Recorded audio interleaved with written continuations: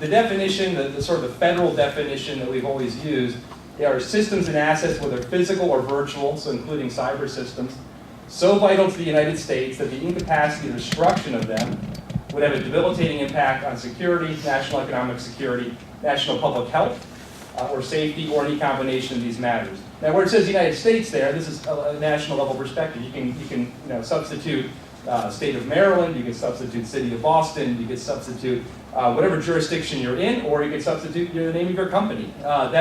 It's all about looking at what's most vital to that interest that you have, that jurisdiction that you may be in.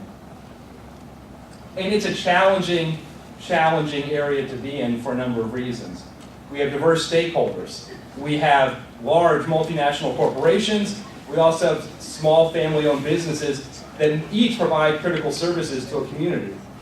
We have them across all parts of the economy, all sectors. Yes? What was that last slide quoting? Oh, I'm sorry, I should have put a note on there.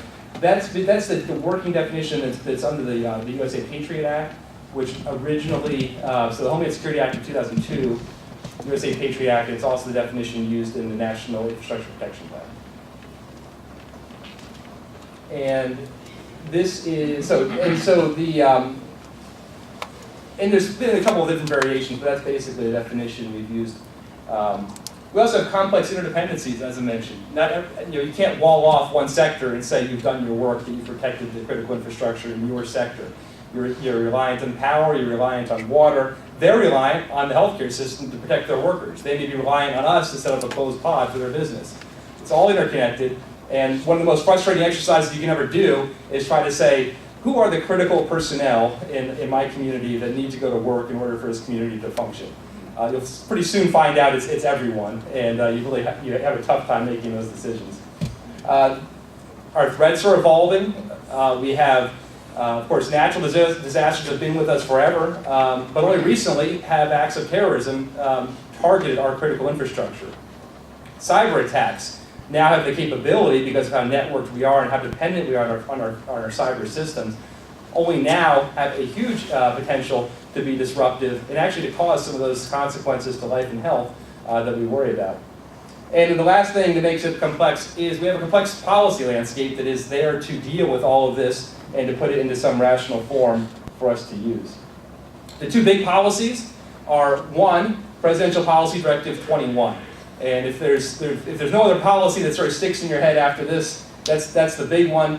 PPD 21 was signed last February, or so February of 13, and the president signed that same day as the State of the Union address. And what it did was update Homeland Security Presidential Directive 7, which may be something you've dealt with in the past. A post 9/11 measure, I think, signed in 2003. So it's been in place for 10 years. PPD 21 updated that, and I'll talk about a few of the changes that it made. Also, the same day, and in the same State of the Union speech, was mentioned Executive Order 13636. This builds on PPD 21 and the framework that sets up for protecting infrastructure with a focus on cybersecurity. So that's part of that evolving threat landscape. We have a new policy just looking at cybersecurity, but building on all of the framework that PPD 21 lays out. The vision of PPD 21 and the National Infrastructure Protection Plan. So PPD 21 establishes a rewrite of the National Infrastructure Protection Plan, which provides that high-level guidance for how we're going to do this as a nation. The vision it sets forth is a nation in which physical and cyber critical infrastructure remains secure and resilient, with vulnerabilities reduced, consequences minimized, threats identified and disrupted, and response and recovery hastened. The key words there are secure and resilient. If you are a fan of buzzwords, those are the buzzwords from this presentation. The policy buzzwords, secure, critical infrastructure, security, and resilience. We're actually shifting away from the idea of critical infrastructure protection. Security and resilience is broader. It's about protecting, security is the protection piece. Resilience, of course, is that ability to respond, to bounce back, and I think to be capable within oneself and one's organization to mount one's own response to an emergency. So definitions, again, we have on the page there. The plan, HSPD 7, when transitioning to PPD 21, a number of things changed, and I'll just point out a couple of them. I mentioned the security and resilience. That was a major least change in terminology. The cyber-physical integration, that was really almost non-existent in the original HSPD7. It wasn't really contemplated. That was very much a terrorism-focused document, consciously so. It was meant as a response to 9/11. Over the years, it's evolved so that now we're looking at all hazards, including natural hazards, as well as cybersecurity, and integrating that more into the same systems we use for our physical security. And the other one I want to mention is regional and local partnerships. That's an increased area of emphasis and an increased realization that we can do all the work we want to at the national level. Federal agencies can do write great plans, but if we don't have partnerships at the regional, the local level, that's not really translating into the level of preparedness we need for emergencies. When you think about many of those major infrastructure disasters that we had in the first slide there, most of them didn't rise to that level where they were having massive impacts to the nation's security. Losing a hospital in Joplin does not necessarily affect the nation's security. So we've got a real gap if that's all we're looking at. So we need to look at that community level and really not do it as the federal government, but provide the tools so our partners can do the same processes for the infrastructure that matters to them. The HSPD7 set out, divide the economy into 18 sectors. We've shrunk that down to 16 now in PPD 21, which is still a lot. So this really encompasses the entire U.S. economy. We split it up so we can deal with it. And healthcare and public health is the one that we're interested in here. Some of these sectors are managed directly by the Department of Homeland Security, and the Department of Homeland Security oversees and coordinates the entire enterprise. For the Department of Health and Human Services, we have been given responsibility for that healthcare and public health sector. So we're called the sector-specific agency for that sector. And there's other sort of non-DHS sector-specific agencies. Of course, Energy, Department of Energy has that one. You have Banking and Finance, which Treasury does that piece. So all these agencies coordinate in the areas where they have their competency. And then for the ones that there was no natural home, DHS coordinates all of those. We are a diverse sector, and I think every sector will probably tell you that, but I think we stand up pretty well in terms of how broad our reach is. People always think first at the hospitals. They think of the hospitals when they think of healthcare and public health. And that's a big part of what we do. But when you think in terms of just numbers of facilities, we have so many more long-term care facilities, dialysis centers, physician practices, other direct healthcare organizations. So direct healthcare is a big part of what we do. But you see there's a lot else that's there. Health plans and payers, so the insurance companies, the systems for paying for our healthcare. We have pharmaceuticals, laboratories, and blood. That's a huge piece. All of our supply chain, all of our diagnostic capability. We have medical materials, so healthcare supplies, basically. That's a big part. Health information systems, mortuary care. So people often don't think of that either. We have to deal with our funeral homes as well, many of which are small businesses. And public health. And public health, most of this is a partnership with the private sector. When you get to public health, and there's of course exceptions, we're often dealing with government-to-government type of work. So that's included as a seventh subsector. What we do as a sector-specific agency, we're charged with creating a public and private sector partnership. And that's the key to everything we do. We have to be closely tied in with those private sector partners. We usually look to large trade associations, large interstate companies, big national distributors. We also have some individual healthcare facilities that are critical to the nation where we want to have their participation, and others who really just want to be involved in this and be involved in our efforts. So there's about 130 organizations that are part of our Sector Coordinating Council, which is the private sector arm of what we do. They're a self-organized, self-governed entity, and everything we do with them is in voluntary cooperation. To try to have an impact on infrastructure protection, to really make take those protective measures to really mitigate the risk we see, we do two major things. One I call risk management. Risk management is doing, of course, a risk assessment, looking at what risks our sector faces, and also looking at what are our key vulnerabilities, identifying what we would call our critical infrastructure at the national and regional level. So for us, that's what's important. The national level, what if we lost, do we lose national capability? and in the regional level, and then working with our partners to assist them with the work that they can be doing at the state level and local level based on what they see as their jurisdiction's needs. And the second one is information sharing. We can only do so much through targeted outreach with individual facilities. There's only so many resources to devote to that. Information sharing is where we try to get all that information that we have on risk, on threats, on best practices, protective measures, and get that out to the community so that they can be taking those steps that they need to protect themselves and their infrastructure. So when we do the risk analysis piece, why do we do it? Why do we try to identify our critical infrastructure? And it's because there are some things that we can do about it. Once we find a facility is critical to us, we have capability to provide on a voluntary basis site visits for a security site assessment, both for physical security as well as for cyber security. Those are often offered through the Department of Homeland Security, and we help them coordinate that. We can get security clearances for private sector partners and provide them classified threat briefings for information that might impact them. During an incident, we also do priority telecommunications services like GETS, WPS and PSP, which are different mechanisms for allowing you to make a phone call when the circuits are tied up. We can get that for our private sector partners. During an incident response, it helps us to know what's critical that's out there so we can really do more focused monitoring on impacts to that infrastructure and be able to better anticipate where there may be needs and also better prioritize with our partners where we might need emergency power restoration, we might need emergency fuel, might need more response assets. We can be part of that decision-making process because we've determined in advance what is critical to us. It also helps us provide us a basis for information sharing. We need to know what the risks are so we can share information about those risks with our partners. We have a number of information sharing tools. We can share unclassified information, which we do through our website. We have a special exemption to the Federal Advisory Committee Act that lets us work very closely with the private sector without running into some of the issues we sometimes do, the legal issues of government and industry getting a little too close. We have very firm ground rules to that, but we can speak in a very open way with them. We have the Homeland Security Information Network, which is where we share information that's for official use only. They can't be publicly shared, but with our partners, they can register and take part in that information sharing.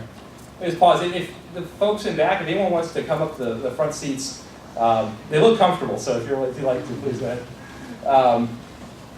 We also have, as I said, classified information sharing. We will do that. We offer state health departments security clearances as well as directly funded cities under the PHEP and HPP grant programs. We offer up to 3 per jurisdiction in those areas that are sponsored by HHS. And of course, we'll do threat briefings. We did one actually just this Monday here at the summit for attendees of this meeting. Some emerging risks as I sort of come to near the conclusion here. As I said, we're constantly changing threat and risk landscape. Two big ones in terms of risk and also policy attention are cybersecurity and extreme weather. On the cybersecurity front, a study came out, I believe it was in February or March, that said the public health sector is now the #1 target of cyber attacks. This is the first year we've been identified as the #1 sector for cyber attacks. We often don't think of ourselves as being attacked in that way, but it really is true. It really is happening. Now, some of that is because we also have mandatory reporting for some of the breaches under HIPAA and the HITECH Act. But we are really up there. I think about the latest estimate is more than 6 million individuals each year in our country have their identities stolen through the healthcare system. Somehow their records are compromised and they have identity theft. So 6 million can be attributed just to our sector. So we, of course, worry usually on financial crime, identity theft. Increasingly, though, our clinical services are tied into our information systems. We also have billing systems that are credit card transaction systems that are often subject to attack.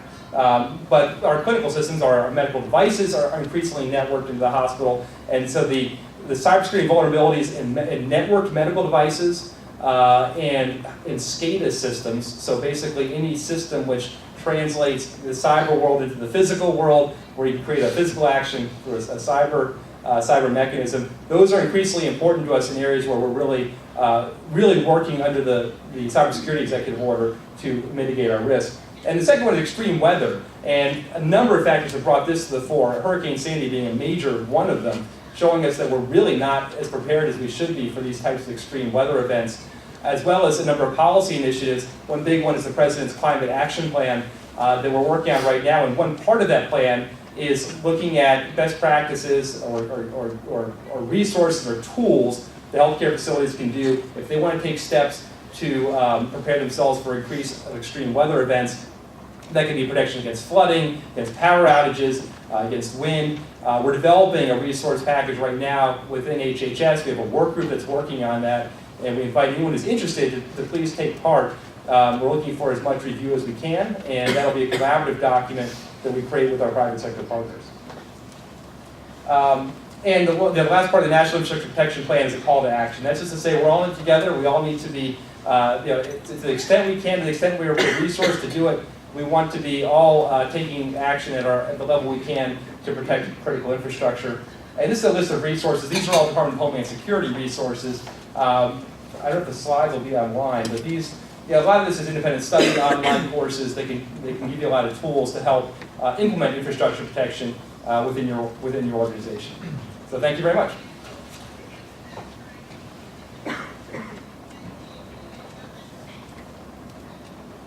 Thank you. So what I'm going to try and do is to take what Stephen just presented to us and kind of drill it down to the local level and to provide a few analytical lenses to look through, which may provide some context from a local perspective. I have to give it one caveat that it's a challenge to understand what's going on in the 2,800 different health departments throughout the United States. It's hard to understand what's going on in the 40,000 communities throughout the United States. So part of this presentation is to help us better understand what's going on at the local level. It's a first step in many that we're hoping to undertake to get a better idea of what's going on at the local level, to figure out what is the local role in all of this. So just to reiterate a few things, the importance of this sector, it serves or operates in every community throughout the nation. So I just threw out, I think it's a good estimate, 40,000 communities throughout the United States. It protects all sectors from hazards such as terrorism, infectious disease outbreaks, and natural disasters.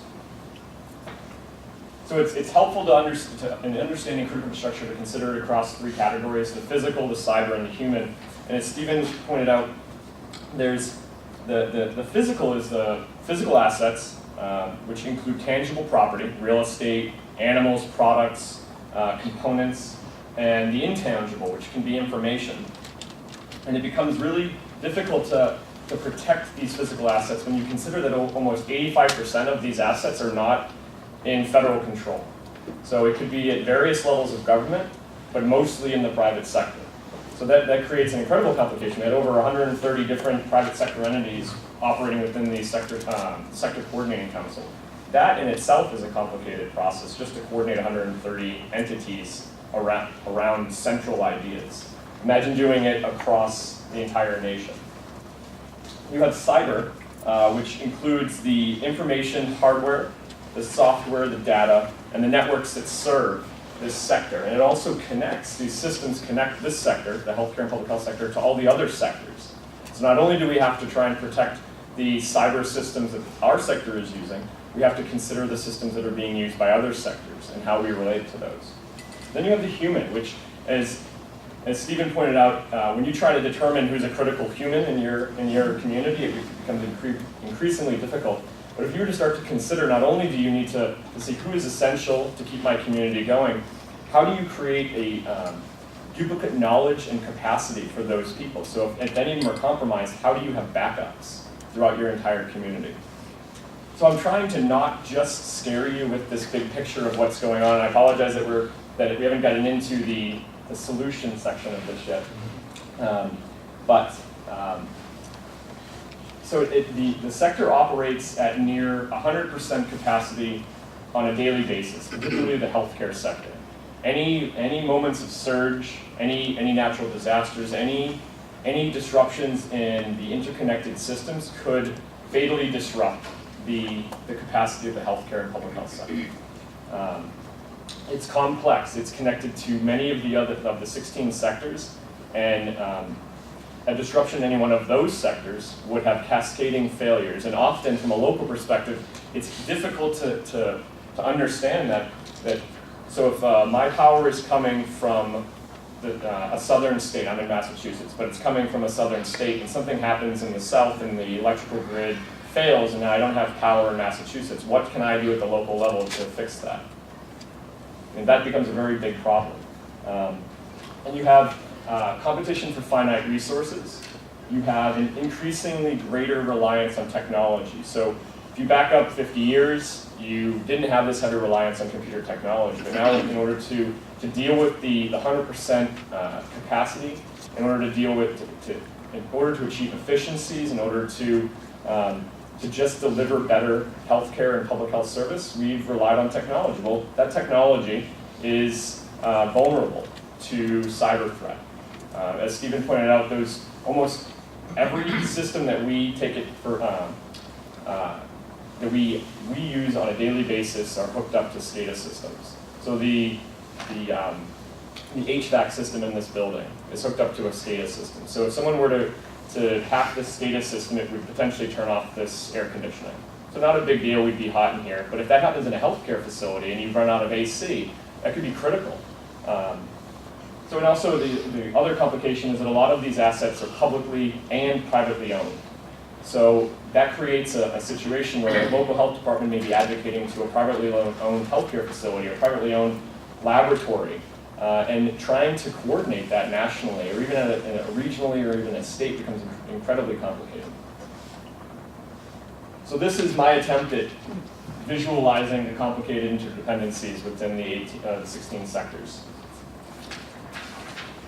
So just to go over these, some of these systems, like the transportation system, it deals with the movement of supplies interstate and within states, of raw materials, pharmaceuticals, emergency response units, patients, and personnel.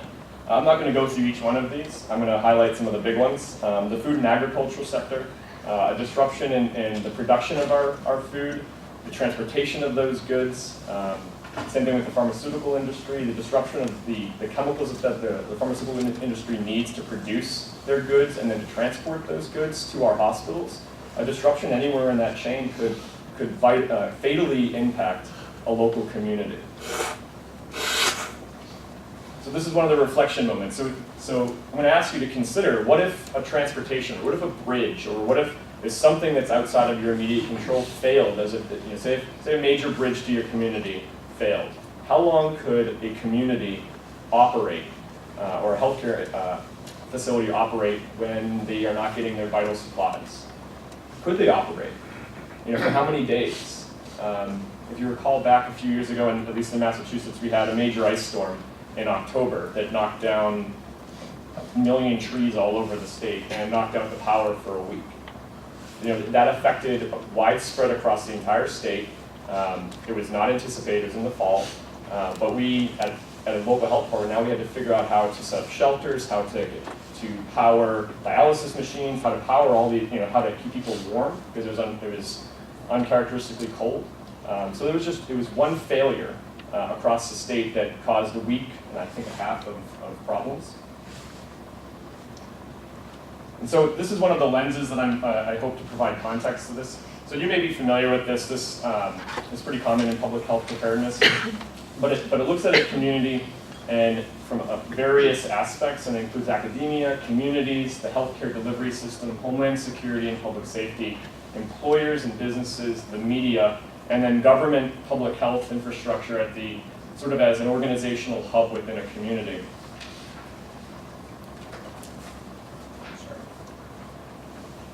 And so this framework becomes useful as an analytical lens for understanding the interconnected elements that are collectively essential for public health delivery within your community, and provides a window on the vital elements that, if they are disrupted, could critically endanger a community.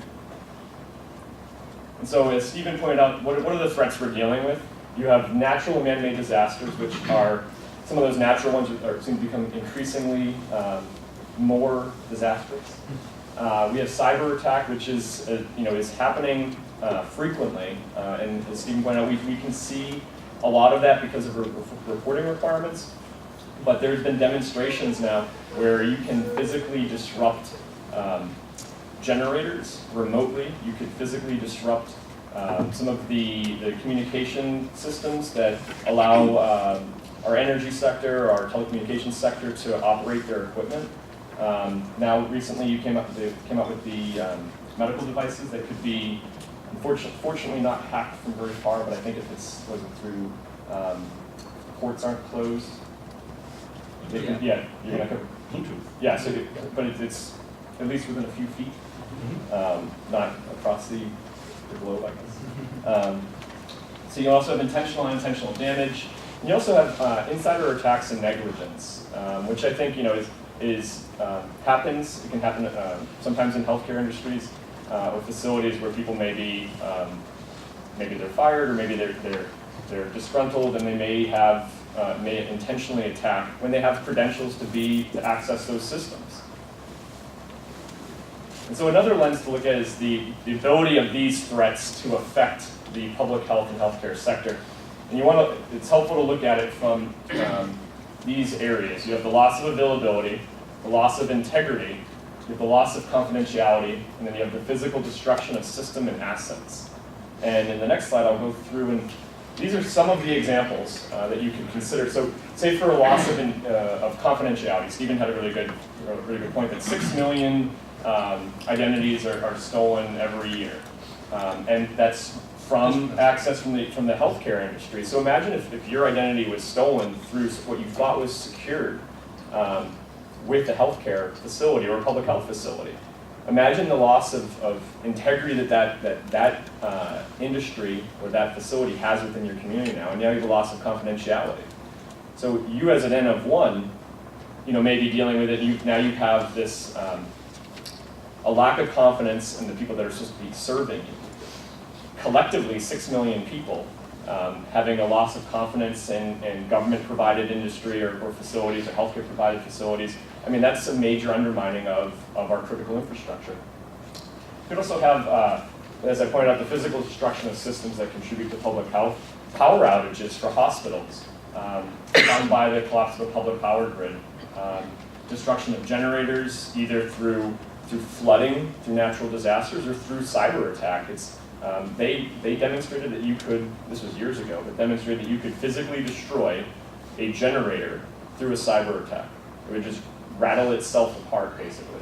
And that's scary. And most of these generators are operating also off of SCADA systems that could also be hacked. So now that I've probably completely scared you with all the different ways that we could be affected, John's going to come in and give us a little perspective from the healthcare industry. Thank you for giving fodder to my nightmares for weeks. A little bit of audience participation now, just so that I can help get a sense of who I'm talking to. How many of you do public health? Okay, and how many of you are my people?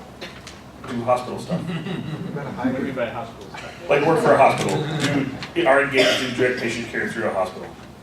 Okay, good. So I'm not engaged in direct patient care, but at least there's one person who knows how a hospital works, so I'll kind of need to keep me honest. Working there does not necessarily imply knowing how it works. That's working fair. Yes, exactly. You passed the test. I know now that that's genuine. And I come at this from the administrative perspective. So I've worked with Steve and Laura, as well as Justin and others on a variety of these topics for a while now. And that makes me odd, and I'm glad to be in a room of people who are also kind of excited by bad things that happen, and more excited by the prospect that we can prevent them or make them less bad. So some of this, hopefully by now, is not new. Any number of things can happen to the healthcare infrastructure, just like it could happen really anywhere else. And we've covered these in significant detail in other portions of this talk, but want to make the point that, and again, Justin's picture was much better than mine. I'm a little embarrassed to put up my circles about the healthcare infrastructure. But thinking about healthcare as a whole, it is a complex amalgam of people, of things, of spaces, and each one of those has to be where it's supposed to be at the right time in order for the system to work. And on top of that, there is an expectation that no matter where you are or what's happened to you, that there will be somebody to take care of you. So I think we take for granted societally that you know, oh, the hospital will always be up. And I think that it adds to some of the complexity around infrastructure protection and infrastructure security in the healthcare sector. And then if you add, again, I should have put gears and arrows and those sorts of things, so I apologize. But I think the bigger thing is that we tend to take a very insular view of infrastructure sectors. So rather than look across, and we've tried to make this point, we tend within sectors to look at ourselves as our own some silos of excellence, or what do they call it? Cylinders of excellence. So I like silos of excellence. Silos, cylinders was somebody was trying to not be the silo thing. But if you look at things like the energy sector or the water sector, does not depend on the healthcare sector operating, right? Power can be generated, water will flow through pipes, these sorts of things. But the healthcare sector depends on there being water, depends on there being communication, depends on there being trucks and roads and so on and so forth. And just, well, fair enough. But conversely, we have a lot of work going on to secure other sectors. And there's a lot of money going into work to secure other sectors. But that effort is not spilling over into healthcare. So when there's work being done on securing the emergency services sector, we're not having that crosstalk between those groups to say, okay, awesome, in order to mount a successful emergency response, you're going to need to have somebody that takes care of the people that are hurt, whether they're your responders, whether they're your community, or otherwise. So one area of opportunity, not, I think, to make the argument that our snowflake is any more unique than any of the other sector snowflakes, but the fact that we are relied on in a different way, and when there's planning going on to ensure the continuity of other sectors, it presumes there is healthcare. I think there's opportunity for us to be working much more closely, not across the sector, within our own sector, but across multiple sectors. So this is a photograph from my office that I took 2 weeks ago. I was a little delinquent in getting my slides in, and I will confess to that. But traditional strategies for infrastructure protection and emergency management in healthcare are the following. Make a plan. You print the plan and you put it in a red binder. You do your 2 required exercises that the Joint Commission expects to see, and then you hope for the best. Because you're so busy doing all of the other things that take place day-to-day in healthcare that you don't have time, when you really rather not worry about what could go wrong. At most hospitals in this country, the emergency manager is simultaneously the ER director, the trauma director, sometimes the security director, and sometimes even things like environmental services and the lab. So you have people who are doing many things. They're trying to do the best that they can at all of these things, but we don't have a lot of depth of training and depth of expertise, particularly in smaller rural or community access type hospitals. So, not to make it sound like we're kind of operating on a shoestring, but the amount of thought that's going into how do we continue to operate, that's what happens afterwards. We're not necessarily investing in preparedness and protection. We're coming up with the what do we do if. And we're very good at that because every day something will happen in our hospital that we didn't plan for. And we in healthcare don't stop. We make it up as we go along, we work until the problem is solved, and then we move on to the next one.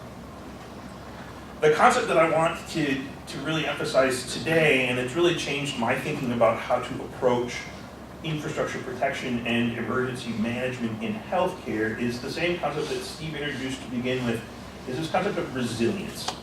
And so rather than having a plan that describes if this, then do these things, it's generally an idea of what do we do to ensure that we're flexible enough and adaptable enough to continue to provide our core service regardless of what's happening. And this may be semantics, but I do think that mindset change of rather than specific hazard, fire, whole thing, move on, versus we have an obligation to our community to provide healthcare services, and if we can't do that, regardless of what the reason for that interruption is, how are we going to be able to continue to operate? So this is your traditional cycle of emergency management. Hopefully this is not new to any of you. And again, where we've spent a lot of our time in the sector in the past and even today is preparedness and response. That's your drills, your exercises, your red binders, and these sorts of things.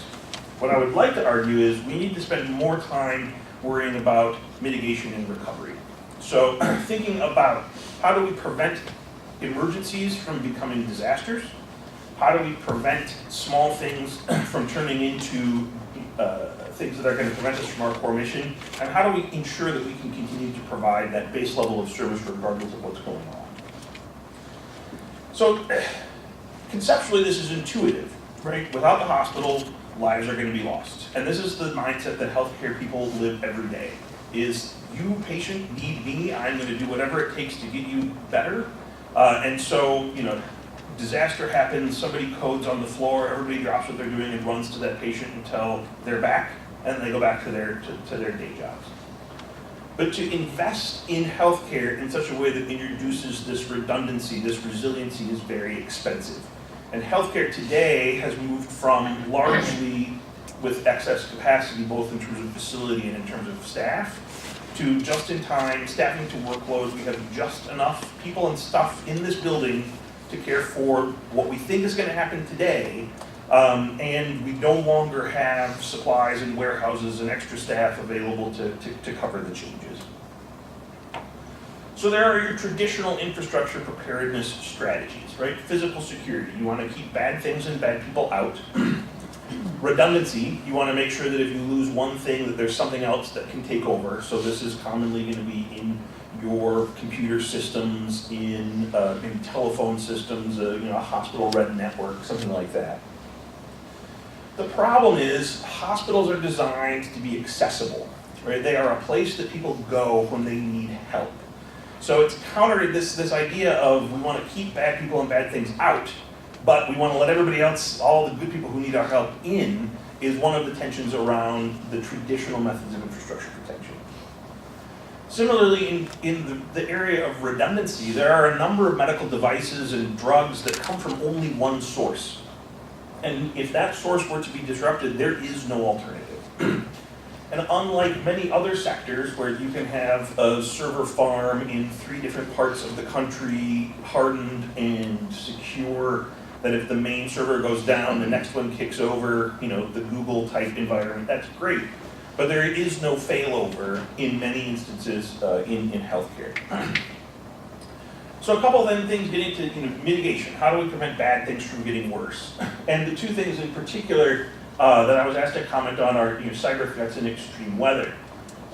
And cyber threats, it is a little mind-boggling, but there is a large system in kind of the Central Rockies that has reported that they have on the order of 100,000 intrusion attempts a day on their hospital network. I had a situation that I was dealing with where we had to shut down the access, the network account of our president and CEO because somebody was trying to use his remote access account to burrow in behind our firewall, and it was on the order of 5 to 10 access attempts per minute. So it's just constant pinging over and over again, hoping that they would one time crack the code. And the thing is, we ask, well, what, we don't have bank accounts, we don't have these sorts of things, but there are a number of things that are interesting to bad people. Both personal information, you can use derogatory information for any number of nefarious purposes, and also, we're easy, right? We're a soft target because unlike commerce, although Target being the exception, maybe they're not as prepared as they think they are, is I think the criminals like to come after us because they think hospitals aren't worried about this, right? And I think in many cases they're right. The reason that we're the leading sector for identity theft is because we haven't caught up yet. So there's a number of things you can do from a cyber perspective. None of this is new. The extreme weather, there have been a bunch of great examples of things going badly. Do you have your generators in the basement or do you have them on the roof? What happens when the floodwaters come? Some interesting concepts now coming up through this climate action plan that are kind of changing, kind of turning on its head some traditional thinking around hospital design. Most hospitals don't have windows that open. for any number of reasons. But if you lose your heating and air conditioning, then having a window that opens allows you to ventilate your facility without having forced air, so on and so forth. I'm from Minnesota, and I had an email to wake up to this morning from our city emergency manager saying, oh, there's a chance there might be a spring blizzard on Friday, which is when my flight home is. So if you see me in the lobby weeping quietly, it's because my flights have been canceled due to the 6 to 12 inches of snow that they're predicting. And that's where we have a robust housing policy. So we'll keep our staff in the hotels across the street from the hospital because we need to get people in the next day. It's just sort of a little thing that you think, oh, it makes perfect sense. But how many facilities have actually taken and done it and negotiated these rates? But the bigger point is you can't remove the human element. And I think the challenge we have in healthcare is the innate desire to be helpful. It makes us predisposed to social engineering, so bad people who can manipulate people who are well-intentioned into doing otherwise bad things. But also password security, sharing your login, keeping these things together requires your staff to be on board and to be trained. And in the milieu of healthcare where you have to keep track of so many other things, this is often seen by healthcare providers as, oh God, right, leave me alone. I have to sign my notes and do my dictation. I want to get out here to see my kids. But I think the challenge that we have is how do we make the resilience of the healthcare system part of the culture of healthcare? So I think the partnership with public health, and I'm pleased that most of you are public health people because that's how I geared my presentation. In our community, there's one large integrated healthcare provider and a small county public health department who are very nice people and we work very closely together. But our community doesn't need a lot of integrated health planning because there's really only one shop in town. In most places, though, the public health department is going to have a key role to play in helping to evaluate and assess the risk in the community, particularly around special needs populations. I was at the presentation earlier this afternoon on the explosion in West Texas, and they showed this video from somebody's car phone. They were sitting there watching this, it was a guy and his kid on the phone watching the building burn, and they're like, wow. And then the next thing you know, it explodes. And the kid is like, I can't hear anything, Dad, get out of here. Just panicked. And you don't think of these sorts of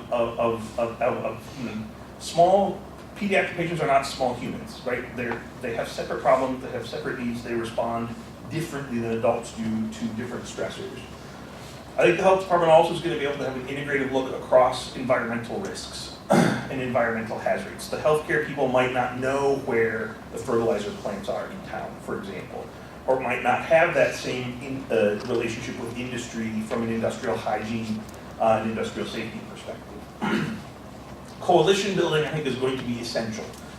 The healthcare industry in the next several years is going to go through radical change and radical, not collapse, but condensing. The number of hospitals that are open today is going to be many more than the number of hospitals that will be open 18 to 24 months from now. I don't think anybody really knows how many fewer hospitals there'd be, but everybody agrees there aren't going to be as many hospitals. There also aren't going to be as many independent providers and independent facilities. So healthcare systems are going to become the new power players within the environment. Healthcare will also get very competitive. Competition for patients, for network contracts, for insurance coverage is going to get very intense in the new public exchange and narrow network world. So the public health departments have a very key role in building and facilitating coalitions. We need people who can look beyond competitive and corporate boundaries and look across communities and help to unite people around that common mission of providing care for their communities. Finally, the health departments, I think, have a great role to play in information sharing. There's going to be things that happen in the community that an individual provider and individual healthcare facility won't be able to identify, but across a community, health departments can integrate and synthesize that information to help provide epidemiologic information, to provide threat intelligence of any number of aspects. Hey, we think there's going to be a lot of mosquitoes, there's going to be a lot of West Nile, to we just got word from our partners in DC that something bad is in the water. It can be any number of areas, but it'll be easier for federal authorities to share information with a smaller number of public health departments than with thousands of hospitals. So I think that group and this group has a great deal of value to play in that space. And with that, you're up. Stop live tweeting the session. Okay, sorry, finish your tweet. Okay, I will then. So that was fast. I'm sorry, I had a lot of caffeine today. Can we answer any clarifying questions or any points that we want to kind of review before we break out? Yes, sir. A question about when you brought up design. Actually, in a previous life, I actually worked in architecture, and questions of resilience and even just thinking of disaster and risk when you're in that design mode, they never really come up. When you were talking, at Mayo, if you were in any discussions with architects or planners and such, was that something easily to bring up with them, or was there resistance? Did they just have no clue, or how did that conversation go? So it comes in a couple ways. One, it depends a lot on what your state building code is. So we're a tornado-prone area, so there are requirements in our building code for wind resistance. One of our newer facilities has essentially 22 floors of glass in this sort of wave wall. It's very attractive, but it's just, to me, it's just this huge sort of flying glass hazard. But it is designed in such a way, and the buildings are designed in such a way that there's actually several feet of play between the two of them. So you wouldn't think that a 22-story building would move, but apparently they do a lot in the wind, which is frightening in and of itself. But the buildings are designed in such a way to allow for that compression. The glass is designed in such a way for certain vibration. The challenge you've got in healthcare is you have a lot of old infrastructure. And so it was built at a time when building codes probably weren't thinking about these sorts of things, or at best, we're thinking about atomic threat stuff. So you may have a fallout shelter in the basement of the hospital, which hopefully we don't need anymore, but you may have, sort of windows that are going to blow right in, and haven't really thought about some of these other areas.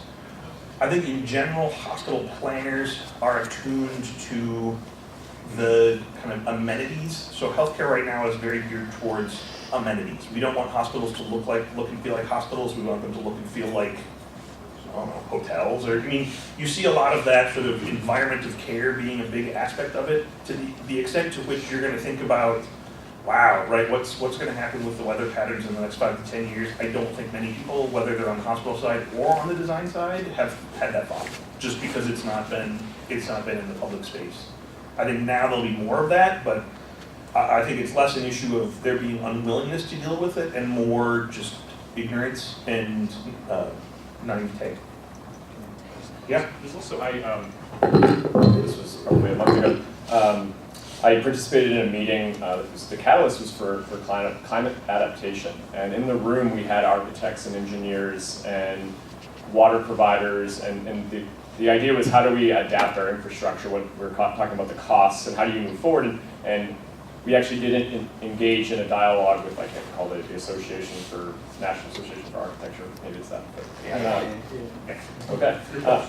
So I think it's starting. I think as they're starting to consider, how do you now adapt to changing climate and more severe weather, flooding.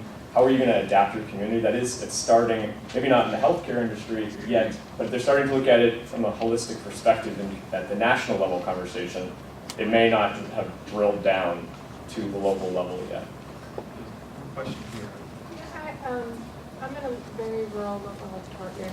We have one hospital who happens to be owned by one of these mega hospital chains. Their emergency manager is also the equipment repair guy. Right, you giggle, right? I tell you what, it's going to happen more often than not. That's exactly the scenario. And so it started out that they hosted their own emergency meeting, and they had community partners involved. And as of a couple months ago, it's now closed session, closed doors. Nobody else is, EMA is not invited to participate. We're not invited to participate. We are having, it's an absolute roadblock in engaging them in any emergency preparedness discussion. Any suggestions for how do we get past that? That's an awesome question, and unfortunately I think it's going to be an increasing problem. You're dealing, some of the hospital corporations and systems will have robust emergency and incident management structures. I think unfortunately where we're going is a tension between caring for community and caring for system. We've had the same argument internal to our organization where we own most of the facilities in southern Minnesota except for 3. And we've had heated debates around, do we engage in resource sharing with our non-owned facilities, or do we just take care of our owned facilities? And I look at it as we have a corporate emergency management responsibility, life safety and those for our employees, and we have a community responsibility, and the two should not overlap, right? I mean, which is easy to say, it might be hard to actualize. I think the challenge you're going to have is going to be where there once was dependence on grant funding to do these sorts of things and therefore an inducement to participation. Now there is a potential funding source from a parent organization, so we don't need to do the HPP grant because we don't want to have its strings attached. And I think some of it is going to come down to public pressure. So if your community is engaging in hazard assessment and risk mitigation and emergency management activities, then pressure from the mayor, from other officials to say we really need the hospital to be participating. I think some element of, not necessarily public shaming, but that public pressure around this is an essential part of what's going on, and applying that political pressure may help to engage more that staff. But I'm disappointed, but I'm not surprised that there has been kind of this insular nature of we'll take care of it from here. So why don't we go ahead and get the conversation started? This is going to be a conversation among all of us here in the room, so everyone will get a chance to speak up. If y'all want to come and join us, find a seat in the crowd. We were going to move your chair. They're all bolted together, so we can't make a circle. Excuse me. I'll sit up here by the door. There's probably a range of experience in the room here today. Some people probably came because this is something they're getting involved in, or they're already involved in the communities, and some people have probably never heard of this before and just wanted to learn more. So I thought we could start off just by everyone, or having folks go around the room and say one thing from the presentations that stood out to you. So something, an image, a fact, a story, something that stuck with you throughout. Any volunteers to go first? Something that stood out to you? You had a little chart you did that had all the little circles. Gears of the circle. He did the circle. I did the gears. Yeah. We got into almost every one of those in Oklahoma tornadoes. Yep. And a lot of it involved your infrastructure protection plan. How many of those little connected gears did you have formal relationships with before? All. How many else could say the same thing? So It's what? also- Well, I think the question is how many hospitals can say the same thing, right? Health departments probably do have different type of connectivity than individual hospitals. Yes. So what else stood out to people? The image of the gears? What stood out to you? The thing what I liked was, instead of the knee-jerk reaction, is how you become more resilient, where you can, because in an emergency situation, I've been on a couple of them, where I've been the operational chief, where it's the heat of the moment, you make a decision now, but how do you come back from when that disaster hits until you get back to a normal state where you can be resilient? And I think that's where a lot of places are missing the ball. You've got to be able to swing back. These disasters are going to happen, no matter what. Something's going to happen, but you've got to have the infrastructure and the communication, and the community needs to be self-reliant to the point that they're not relying on us as a government to come in and help them. So they're more resilient. We've got to get that across to the community. Say, the government sometimes, not all the time, will be there. We'll get there when we can, and we'll help. Everybody needs help, but you need to be resilient as a community and put your community together and rely on each other, and then let the government come in and put the pieces together. But when you first get in with the emergency, sometimes we can't get in there. And this needs to be brought about the communities. The resilience. And that makes actually a really good point. That I forgot to ask people to say your name and where you're from, what organization you're with before you speak. But there was also another hand back here. My name is Karen Murgy. I'm a nurse. I've worked in hospitals for, I won't say how many years, but I've been in doing disaster research for the last 12 years, first with the Rain Corporation and now with the Veterans Emergency Management Evaluation Center.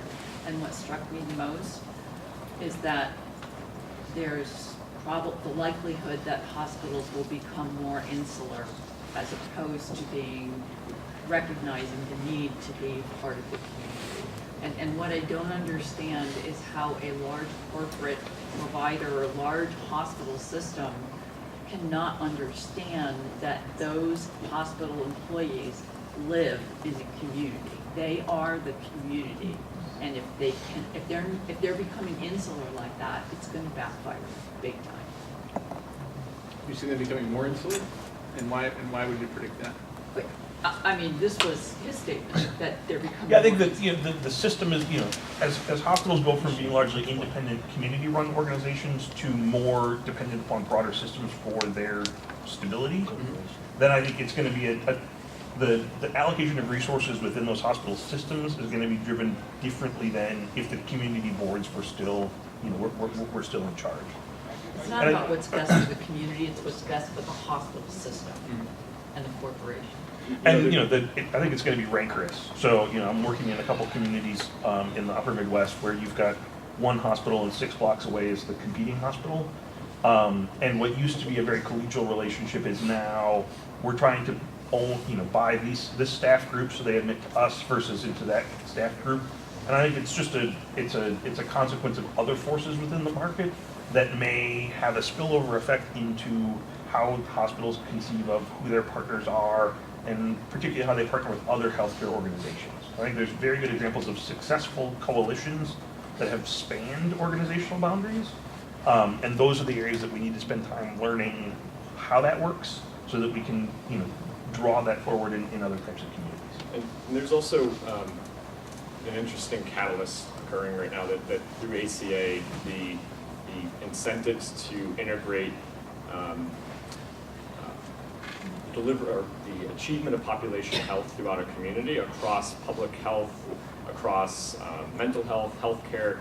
So it's going to be interesting to see how the sector responds to that incentive for integration when you have a contraction of resources, while also saying you should not only consider patient health, it should be population health as a community, and then coordinate that care throughout the entire community. And how do we, from a public health perspective, coordinate and integrate with the healthcare facilities within your community? It's going to be really interesting. We don't necessarily have a perfect model nationally for how that'll look. Does anyone else want to share anything that stood out to them? A few things. There was the talk about how hospitals are old infrastructure, that there are going to be fewer hospitals now, 2 years from now than there are now, that we need to adapt our infrastructure. Are we talking hospitals or are we talking public health? Public health is not going to have the same number of health departments and staffing in 2 years than we do now. Public health has an old infrastructure, and public health needs to redefine what and how we're doing, because the way we're doing it now isn't working. Preach. I'm Tristan Jordan with Public Health Medicine in County, Madison, Wisconsin. The one thing that kind of popped in my head was when you asked how long can your hospitals go without power. And our hospitals are very good, and they got their joint commission, and we're doing an exercise, and they're going to work through their 96-hour thing, and that is great. But the joint commission doesn't really care after 96 hours, and that's great as long as no emergency ever goes beyond 96 hours. So if it's an ice storm that goes beyond 96 hours, now you can't get trucks for more fuel, which is all the fuel that they have. I mean, it's just it's great that they're planned to be prepared for 96 hours, but that it's not perfect. We're always, things only fall right within your plan. What keeps me up is the cascading interactions between, so now you have an ice storm, but now you have a transportation issue. So you may be able to keep those generators going if you just get fuel, but you can't get the fuel to the hospitals or whatever else is running. So it's those cascading interdependencies that really become unpredictable. And so I understand the need to have, you need a measure, you need some baseline. 96 hours sounds like a great number. Well, as long as it's not 120 hours. Yeah, and and it comes back to then there's other parts of the wheel that they don't have grants pushing them for preparedness, and so you bring them in and you say, okay, well, we're gonna need to get fuel to this hospital, you know, and then your DOT will say, oh yeah, no, we got it. How can you just say you got it when if everything else is shut down, or you guaranteeing this right now without any pre-planning that you're gonna do? They don't get it. Yeah. So there's a lot of uncertainty. I think there are two other people who wanted to share things that stood out to them. Well, I'm Susan Long from the Coastal Health District in Georgia, so we do a lot of planning for hurricanes all the time, like Oklahoma plans for tornadoes. Yeah, we get wiped a lot.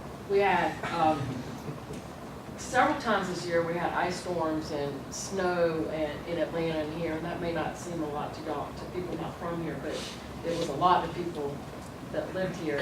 We live on the coast, 250 miles away, and our hospitals were affected because even though the weather didn't get to us, but the transportation hubs and the transportation centers, you're talking about cascading effects, they could not get the supplies that they needed because they only have 24 hours at most, I think, supplies. And so it took a couple of days to get things rerouted because it affected the whole Southeast. So it can affect you even if you don't think sometimes I think some places think that, oh, you know, there's nothing that can happen that can make us evacuate Atlanta at one time. Or that we're not in that high risk of an area, because it doesn't have to happen to you, but I think until people actually realize that, you're not going to get the buy-in that you need for preparing for things. There's some more. Yeah, so my name's Lisa Osborne. I'm the PHP and HPP grants manager for the state of Texas. And what stood out to me is the shift from prevention, protection to resilience. And I think it's also important to remember that resilience is not necessarily getting to where we were. It's frequently getting to what's the new norm. An academic definition that I often use is the elasticity back to homeostasis. But you're right, it's not, homeostasis changes. So yeah, it's important to have that elasticity, but back to what? I mean, that's a good point. So now that you've learned a little bit more about the healthcare and public health critical infrastructure sector, what are some of the assets in your communities that you're particularly concerned about now? All the hospitals. Not all. Water, Smart people work hard. transportation, what Cable else? TV, Communication, Can I give you an transportation. example of all these things that interconnected? It'll only Absolutely. take me a second. Last year when the tornadoes went through, we had 2 different tornado events, one and then one the following day. When those went through, they take out all the telephone poles, power infrastructure, cable TV. Communication. So, yeah, everything's down. It also took out the power supply to our water treatment plant. So, we had half of the city, Oklahoma City, which is about 600 square miles, had either no or low water pressure. So we were dealing with that in healthcare facilities. Luckily, a lot of those have backup generators and backup water supplies. The ones that don't were they were having to move patients. We also, some of those are sister hospitals. Like you talked about the SCADA issues. Some of the hospitals couldn't talk with each other. Like one of the facilities in the south where all the problems were, they were not hooked up with their main network. So they had all kinds of issues. One of the things that concerns for me is, I-35 is blocked, we had fatalities on I-35. did you have any wastewater issues? It was. So my background is environmental health. So what scares me is when I understand the engineering behind wastewater systems, sewer systems. So generally, those are often, not always, gravity fed. They're pumped, and they have about 72 hours of internal storage. So when the power goes out, you're going to have effluent backing up into homes, and that becomes a really critical public health issue when you have no sewer system. We actually had to power out to one of our wastewater treatment That's plants scary as well. and smelly. Oh, I mean, that's the quickest way to change policy in your communities when you have backup Well, they sewer got into big your community. generators. Yeah. Oh yeah, I bet they did. So what other assets in your communities are you concerned about? I didn't mention before, but I'm from Bloomington City, Bloomington. Oh, right on. Health. So I'm also probably not going home on Friday. Yeah, we'll hang out. Yeah. explore Atlanta, beautiful weather.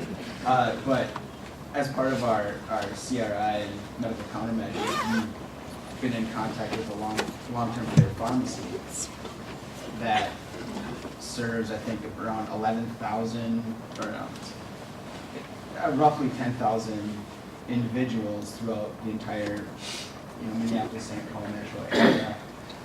And to have something like that go down, to think that, and this is only, I know there's a few other long-term care pharmacies in that area too that serve probably similar numbers, but that's kind of an outside organization that's separate from healthcare. They're not, Fairview, for example, does some of this stuff, but this is totally another organization that, for them to be crippled or supply chains crippled, suddenly that's a lot of people, even outside of my own jurisdiction, that are suddenly, they're not going to get the medication they need or supplies they need. And they rely on the transportation sector, they rely on the chemical sector. There's been a lot of conversation about, the availability of flu vaccine. I think there's 2 companies making it at this point, and the federal government is heavily incentivizing them to do it and subsidizing it. What if that, there's very little incentive for them to do it other than those subsidies. So what happens when they stop? So does anyone else have any other examples of assets in their communities that they're concerned about now? Like maybe you were before? I feel like the session's getting rather dark. Yeah. No, we're gonna bring it up. Okay, good. Genuine We have to insight will really occur let in a it set moment. in. Exactly. There's an example back here. Well, no, I don't have an example of bringing it up. I'm in California, where I live. We all know what the earthquake situation is, and thankfully, in the last couple of weeks, we've had little minor tremblers that have made people become a little bit more aware. But since the '94 earthquake in Northridge, there has been a law on the books about hospitals becoming seismically improved, and they have had to postpone the implementation over and over and over again. There's no money for it, and what's going to happen is when the earthquake hits, they will go down, and they have no funds for it. There's just no way to support the mandate. Any other local examples? Assets and threats to them? This is actually. Hi, Dan. Hi. Where are you from? I'm actually from Rome, Georgia, and that's where I'm going to use. But I live in Washington D.C. now. I should have said the city.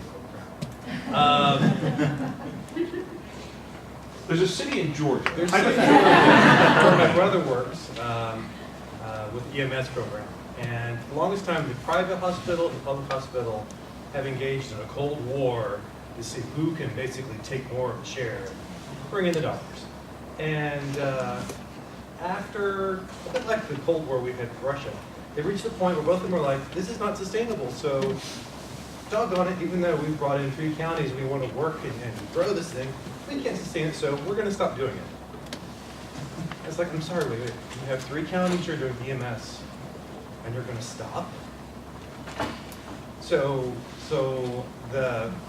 in the bigger picture of infrastructure, this is what I worry about for my hometown, that they're going to lose all EMS. Yeah, right now in this country, EMS in most jurisdictions is paid based off of transportation to the hospital. So even though we consider it a public safety function, we reimburse it and we finance it on a utilization mechanism. So the incentives are just screwed up, right? They've gotten that way over a series of years. You can trace the policy and you can understand why it got the way it is. But I think one of our biggest challenges for infrastructure protection in healthcare is we don't view it we don't view it in the same way that we resource public utility, public safety, those sorts of things. And therefore, the incentives are to do other things. So I think a challenge is going to be how do we align. I think health departments are the same way. It's largely now grant funded in many cases. A lot of people I work with in the Minnesota Department of Health, I get emails saying, hey, it's been great, but the grant's expired, so I'm going to go do something else now. And you're like, well, who's doing this now? And the answer is, well, no one. So I think one of the areas from a policy perspective is looking at what are those things that we need to do to change that perspective on how the infrastructure is resourced. Which is not to say hospitals need, right, there's a lot of inefficiency in healthcare.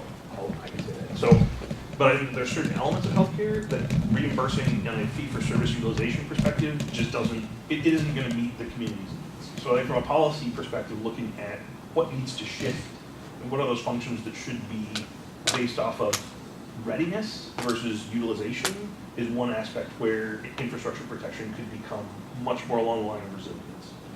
So I think this is a good opportunity for us to turn to some of the more uplifting sides of this conversation. We've talked a lot about the challenges and the threats and some of the things we're worried about, but where do we see opportunities for local public health and hospitals to engage in efforts to ensure security and resilience of critical infrastructure? Coalition work, hands down. How many of you are participating in coalitions? That's pretty good. It's more than it was last year, so that's exciting. It's an incredible opportunity for public health to behave within a community as a chief population health strategist moving forward. So the convener of things and people, so the convener of sectors. I think a lot of places have very good relationships. There's a lot of trust, but that's there's a lot of talk about that capacity that public health could fill to get people at the table together. Go ahead. I was just, are there any other physicians in the room? Oh, okay, I'm a family doctor. Part-time practice at one of our from Broome County, New York. 2 major hospital systems, one with 2 hospitals, one with 1 hospital, UHS and Lourdes. There's a fair amount of market kind of competition actually too. But on a physician level, on a nursing level, on a respiratory therapy level, on a lab level, we all work pretty well together, and chances are there are people who have part-time jobs in the lab at both hospitals. So at that lower kind of level, there's a lot of connections. Medical staff admits people to both hospitals. So when thinking about, I thought of your comment where the hospital's kind of closed itself off. I don't know a whole lot about hospital administration, but my experience has been that the hospitals tend to respond to not getting in regulatory trouble, and making sufficient money to meet payroll, et cetera, and their medical staffs. So I mean, if you can involve your physician staff in the community and get the physicians on the medical staff to say, hey, this needs to happen. I operate on patients at your hospital. I can't operate with electricity. Without electricity, we need to get a generator out before. If you get now granted it costs a lot of money, you got to find it, but if you can have the physicians in the community be lobbying for the necessary changes to the hospitals, I think it may help. I mean, regardless of the competition we've had between our systems, 2006, major flood, Lourdes Hospital flooded out, evacuated over to UHS Hospital, moved all the patients over there, shared the care. 2011, bigger flood in Broome County. We had 2,500 people in our 2 evacuation shelters. So as the medical director of the health department, I was there doing the medical care. Both hospitals sent pharmacists, pharmacy techs. Both hospitals sent medicines. We didn't care where we got them from. We needed medicines, ordered them. So medicines were coming from pharmacies at both hospitals to 2 pharmacists, one from UHS, one from Lourdes, sitting next to each other, working together, dispensing these medicines. We had nurses from both hospitals. We had physicians from both hospital systems. These sorts of relationships, maybe one step down from the CEO level, can be valuable tools. So you're talking about person-to-person relationships, and the other example is more about collaboration, coalition building that. So what other opportunities are there for local public health to engage in critical infrastructure, security, and resilience? These could be maybe the things you're already doing in your community that you haven't thought about in this way before, or ideas that you have. So I am Trevor Rhodes. I work for the Primary Care Association of Los Angeles County, and we do a lot of work collaboratively with our healthcare coalition, and we have 206 individual clinics that see, in 2013, if you look at all the injuries from all the emergencies in the U.S., 82% of those were ambulatory, so they're being, or potentially being seen in clinics. And so the clinics aren't likely to have a big system where they can move patients around. So even having the planning process to say, look at your critical infrastructure, review your HVA, and then make some really good plans, even if you can't store 72 hours worth of stuff, at least you know what's going to happen, and then you can modify your services based on that. Even that planning process can create that buy-in that's just below the CEO level and start the process. Any other examples? It's something that has been a thought within our department since we're a pretty small one within the state. Despite our population size, kind of out of balance, but is utilizing health promotions and those other services that are provided by public health within the community to let them in on the conversation. So if through our state health improvement program, the SHIP and things like that, there's still walkable neighborhoods and things of this sort that they might be talking about, or healthy nutrition and things of that sort, that even within those conversations that can still get to increasing the resilience of the population. That I myself, as the emergency preparedness person, might not be able to get all that money in all those ears of the people within the community to do that, but I can get that person going out to talk to a city planner, that they'll be able to, hey, by the way, for a second, this also does this, or this can also work towards other meet other needs of the community. Is that So leveraging existing. Yeah. It really gets to the heart of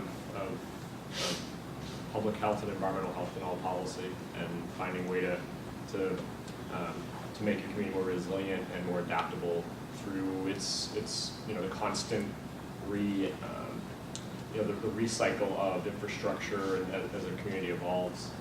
It's a really